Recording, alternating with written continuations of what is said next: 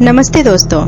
तो कैसे हैं आप? उम्मीद है खुश होंगे, सुरक्षित होंगे और भूतिया कहानी सुन रहे होंगे। तो चलिए, आज की जो कहानी मैं आपको सुनाने जा रही हूँ वो एक भूतिया कुर्सी की कहानी है। तो ध्यान से सुनिए, डरने के लिए तैयार हो जाइए। कल्याणपुर नाम का एक गांव था। उस गांव से थोड़ी ही दूर पर एक बहुत ही घना और डरावना जंगल था। रात के समय जो भी उस जंगल से होकर गुजरता वो वहीं रुक जाता, कभी वापस नहीं आ पाता।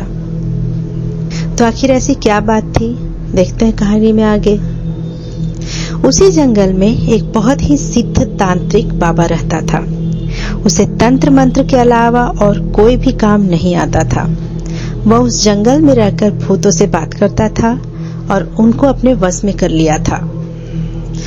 कभी कभी गांव में किसी की तबीयत खराब होती थी तो वो उसके पास चले जाते थे और वह तांत्रिक अपने तंत्र मंत्र से उन लोगों को ठीक कर देता था।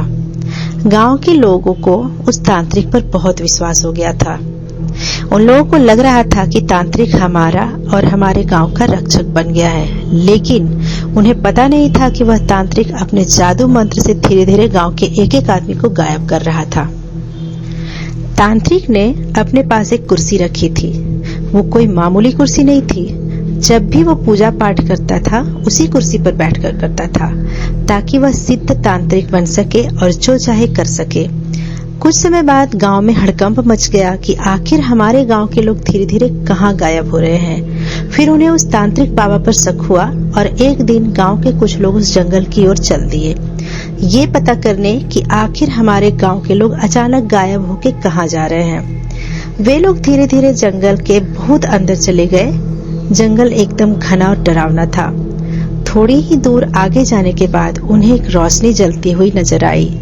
फिर वो लोग वहां पहुंचे और देखते हैं कि वह तांत्रिक एक बहुत ही पुरानी कुर्सी पर बैठा है। वह तांत्रिक अपने पैर के नीचे एक आदमी को दबा के रखा है, जो कि बेहोश हालत में था। जब गांव वाले उसके नजदीक गए तो पहचान लिए कि ये तो हमारे गांव का आदमी है, जिसको हम लोग सुबह से ढूंढ रहे थे। गांव वालों को देखकर तांत्रिक वहां से भागने लगा। तभी गांव के सारे लोग उसे चारों तरफ से घेर कर पकड़ लिए और एक पेड़ में बांध दिया। फिर पूरे जंगल में आग लगा दिए और उस आदमी को लेके वहां से अपने गांव लौट गए। अब उस तांत्रिक ने देखा कि गांव वालों ने जंगल में आग लगा दिया है, अब तो मैं नहीं बचूंगा। वो बहुत चिल्लाया, मुझे बचाओ, लेकिन उसे कोई बचाने वाला नहीं आया और धीरे धीरे आग की लपटें तांत्रिक के पास आ गई और वह आग में जलकर मर गया। लेकिन उसकी कुर्सी जैसी थी वैसी ही रही। उसे एक आंच तक नहीं आई, क्योंकि तांत्रिक ने उस कुर्सी को जादू मंत्र से बनवाया था। यह बात किसी को भी पता नहीं चला कि वह तांत्रिक मरने के बाद भी नहीं मरेगा। गांव वाले बहुत खुश थे कि अब हमें किसी भी बात का डर नहीं। कुछ समय बीतने के बाद एक दिन गांव का एक आदमी दोपहर के समय अपने खेत में काम कर रहा था। गर्मी का दिन था और उसे बहुत जोर से प्यास लगी थी। वह पानी पी के थोड़ा आराम करने के लिए उसी जंगल में चला गया जहां तांत्रिक रहता था। वहां जाकर देखा कि एक बहुत सुंदर कुर्सी रखी हुई है। वह देखने में बहुत लुभावनी लग रही थी, पर उसे ये नहीं पता था कि वह कुर्सी भूतिया कुर्सी थी। वह आदमी उसे लेकर अपने घर आ गया। उस कुर्सी को देखते ही एकदम मन खुश हो जाता था। उसके घर वाले भी कुर्सी को देखकर बहुत खुश हो गए। उसे नहीं पता था कि वह अपने घर कुर्सी नहीं बल्कि अपनी मौत लेकर आया है। जैसे वह कुर्सी पर बैठा, तभी कुर्सी ने उसे पकड़ लिया। उसके घर वालों ने बहुत कोशिश की, लेकिन उसे उस कुर्सी से नहीं उठा पाए। देखते ही देखते यह बात पूरे गांव में आग की तरह फैल गई। गांव के लोगों ने भी बहुत कोशिश की उस कुर्सी से उसे अलग करने की, लेकिन वो लोग भी असफल हो गए। उसे काटने और तोड़ने की भी कोशिश की गई, लेकिन उस कुर्सी का कुछ नहीं हुआ। थोड़ी देर बाद गांव वालों के सामने ही उस कुर्सी में एक अपने आप आग लग गई। देखते ही देखते वो कुर्सी आग से जलकर राख हो गई और वो आदमी तड़प तड़प कर मर गया। उसके मरते ही वो आदमी और उसकी जली हुई राख सब के सब गायब हो गया। ऐसा लग रहा था यहाँ कुछ हुआ ही नहीं हो।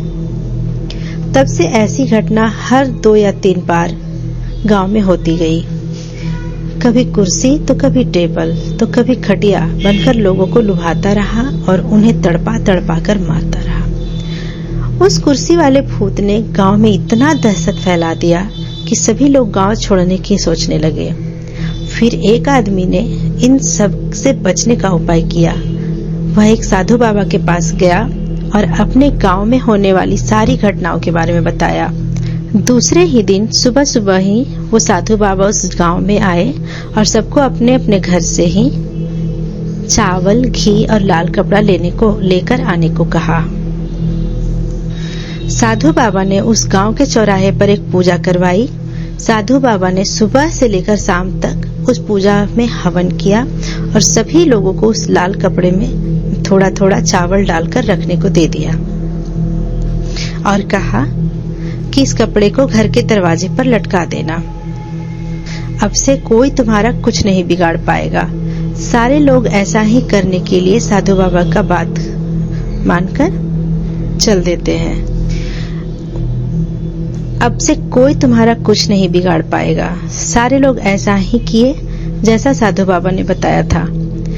उस दिन से उस भूत ने किसी का कुछ नुकसान नहीं किया और गांव के लोग बिना डर के अच्छे से रहने लगे। तो कैसी लगी ये डरावनी कहानी?